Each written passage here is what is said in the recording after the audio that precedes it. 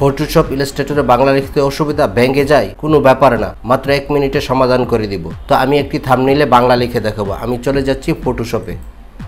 ফটোশপে আমি ক্লিক করার পর একটি ইন্টারফেস ওপেন হয়েছে এবং এখানে একটি থাম্বনেইল রয়েছে, আমি তাতে বাংলা লিখব। তার পূর্বে বলে রাখি আপনাদের ছোট একটি অ্যাপস ইনস্টল করে নিতে হচ্ছে, সেটি হচ্ছে অভ্র। অভ্র আপনাদের অনেকের কম্পিউটারে রয়েছে, যাদের নাই তারা অভ্রটা ইনস্টল করে নেবেন।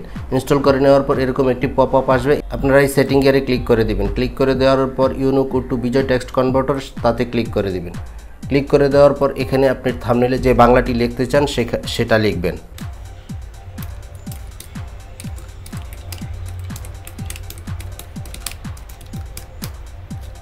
ধরুন আমি লিখেছি ফটোশপে কিভাবে বাংলা লিখব। এখন এই লেখাটি যদি আমরা কপি করে থাম্বনেইলে দেই, আমাদের লেখাটি ফেটে যাবে। তার জন্য আপনাদের এই কনভার্ট টু বিজয় এনকোডিংয়ে ক্লিক করতে হবে। এখন আমরা এটা কপি করব। কপি করার পর এটা মিনিমাইজ করে দিব। এই টেক্সট আইকনে ক্লিক করে থাম্বনেইলের উপরে ক্লিক করব। ক্লিক করার পর আমরা এখানে পেস্ট করব। এই যে দেখুন ফটোশপে কিভাবে বাংলা লিখব, লেখাটি কিন্তু একদম ফাটে নাই।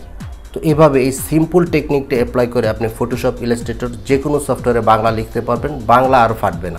আশা করছি এই ছোট্ট ইনফরমেটিভ ভিডিওটি আপনাদের কাছে ভালো লেগেছে। যদি ভালো লেগে থাকে চ্যানেলটি সাবস্ক্রাইব করে দিবেন, বন্ধুদের সাথে শেয়ার করবেন। দেখা হবে অন্য কোনো নতুন ভিডিও নিয়ে। সে পর্যন্ত ভালো থাকুন। আল্লাহ হাফিজ।